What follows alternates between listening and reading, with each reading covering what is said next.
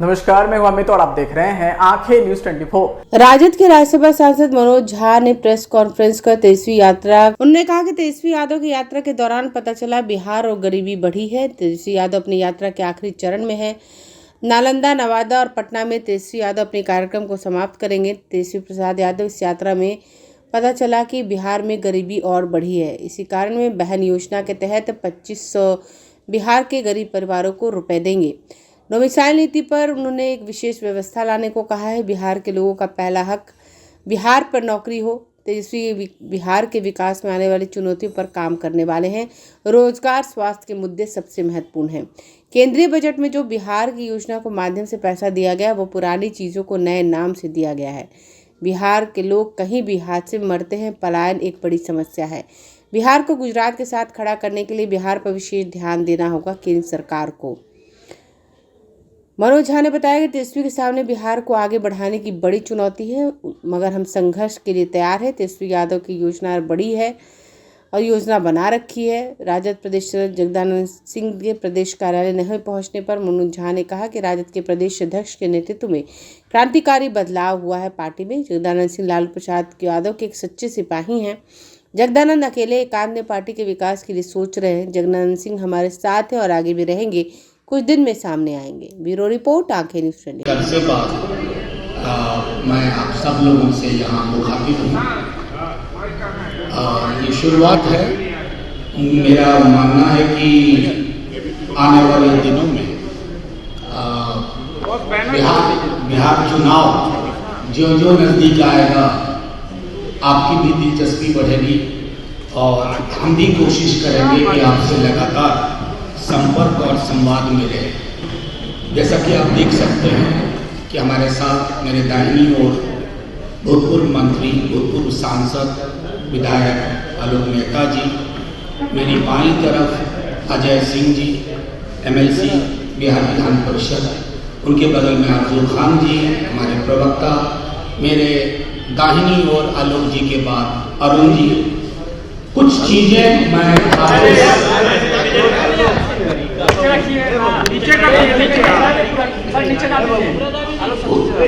कुछ चीजें आपके समक्ष में रख देता हूँ।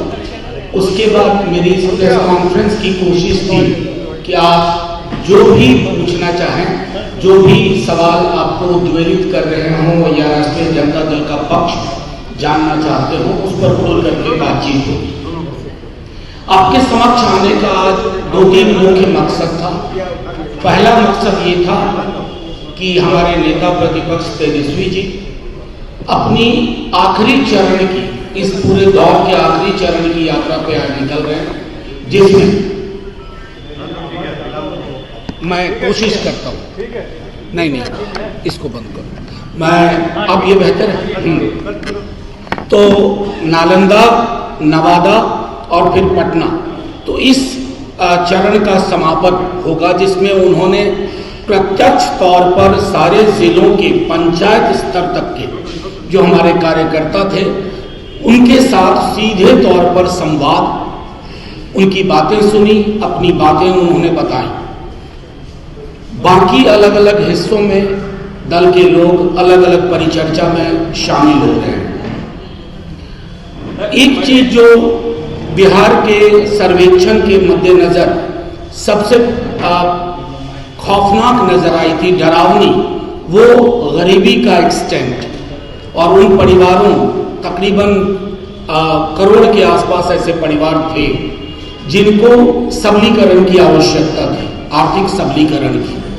आर्थिक सबलीकरण के मद्देनजर हवा में नहीं, एक ब्लूप्रिंट के आधार पर माई बहिन मान योजना के तहत 2500 रुपये प्रति माह चिन्हित करना, लक्षित करना एक उद्देश्य माना गया। हमारा मानना है कि बिहार जैसे राज्य में जिस योजना की घोषणा की है, उस राज्य में जिसको हम कहते हैं उपभोग, कंजम्पशन, अर्थव्यवस्था कंजम्पशन जनरेट करने से भी स्वचालित होती है, बेहतर होती है। उसके मद्देनजर उन्होंने इसकी घोषणा की है और ये घोषणा मैं समझता हूं क्रांतिकारी बदलाव लाएगी कंजम्पशन पैटर्न में और आर्थिक गतिविधियां जो मृतप्राय हैं स्थिर हैं उनमें भी तेजी आएगी। दूसरे, निम्न आय वर्ग को क्या कहें, मध्यम आय वर्ग भी बिजली की दरों से परेशान है, तो उसमें एक कटौती, अगर 200 यूनिट तक कोई शुल्क नहीं लग रहा तो ये एक बड़ी आबादी को बड़ा रिलीफ है, इसका कमिटमेंट है। तीसरा, उन्होंने इसी यात्रा के दौरान जो लगातार कहा और जिसको आप सब भली भांति महसूस करते हैं कि वृद्धावस्था पेंशन हो, विधवा पेंशन हो, दिव्यांग जन पेंशन हो, 400 रुपये। 400 रुपये का अर्थ हुआ 13 रुपया 33 पैसा प्रतिदिन। 13 रुपया 33 पैसा, ये हास्यास्पद है, परेशान हाल करने वाला है। तो उसको 400 से चौगुना, लगभग राउंड फिगर 1500 रुपये। साथ ही उनकी पूरी कोशिश है, एक टीम से बात कर रहे हैं, तेजस्वी जी लगातार विधि विशेषज्ञों से बात कर रहे हैं जो हमें डोमिसाइल के लिए एक रास्ता दिखा है। बिहार में रोजगार पर पहला हक तो स्थानीय निवासियों का होना चाहिए, उस डोमिसाइल को लेकर के, ताकि कोर्ट में बाद में खारिज ना हो, तो हम चाक चौबंद व्यवस्था लेके आना चाहते हैं। एक महत्वपूर्ण सेगमेंट है जिसके लिए भी चर्चा चल रही है, वो टीम से बात कर रहे हैं, एक ब्लूप्रिंट पे काम हो रहा है कि हमारे जो छात्र और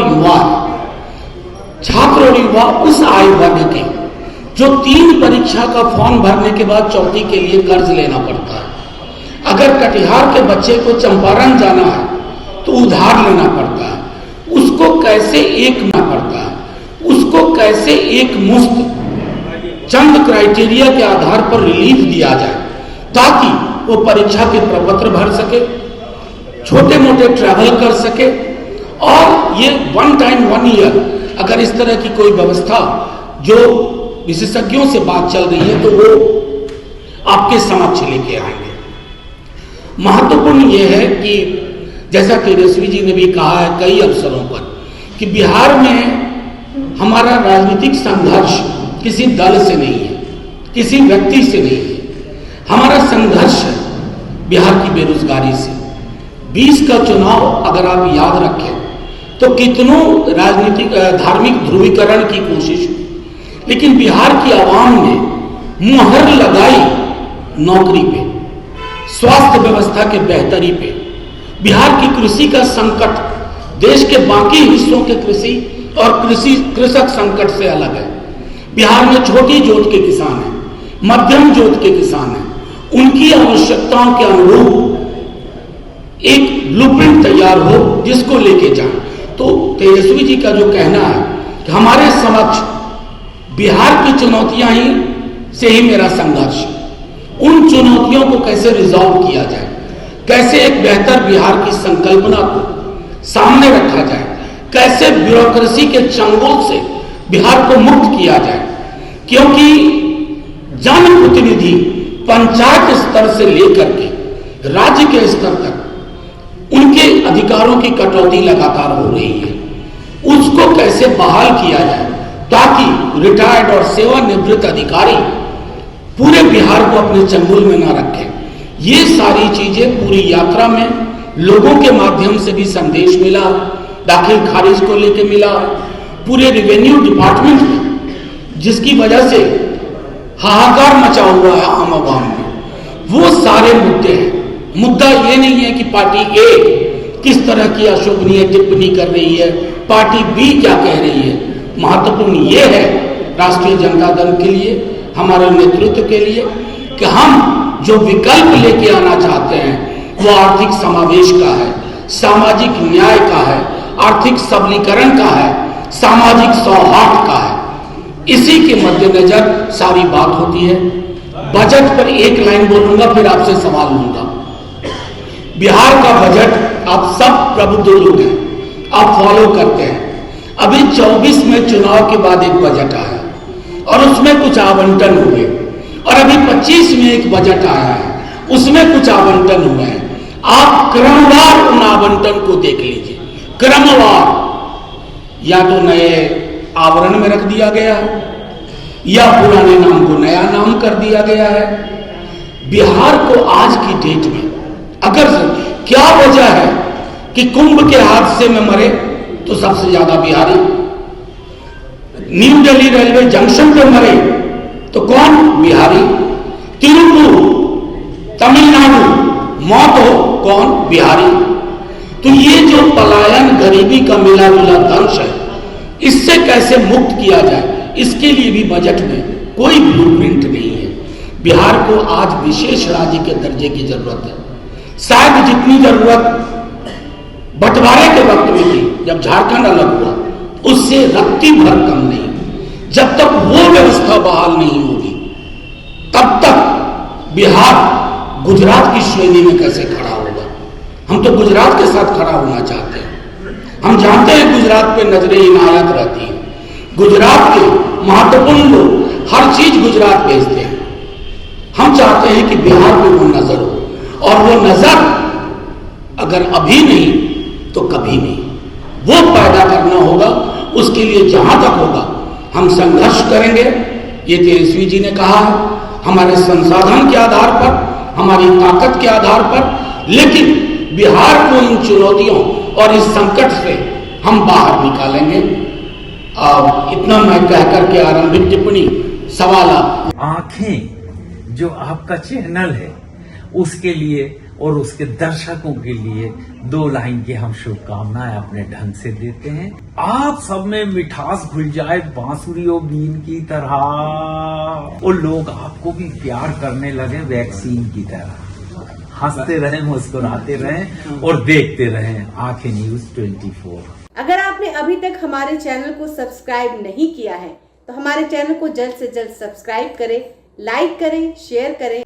अगर आप भी अपने दुकान, प्रतिष्ठान, school, college, coaching centre, restaurant, cafe का विज्ञापन देना चाहते हैं, वो भी किफायती दर पर, तो आंखें न्यूज 24 लेकर आया है आपके लिए एक सुनहरा मौका। आंखें न्यूज 24 न्यूज पोर्टल की दुनिया में बिहार का सबसे उभरता हुआ चैनल, जहां बिहार झारखंड से जुड़े तमाम बड़ी खबरें देखने को मिलती है। तो देर किस बात की, आज भी जुड़े आंखें न्यूज 24 के साथ। संपर्क करें हमारे व्हाट्सएप नंबर 8935876430 पर।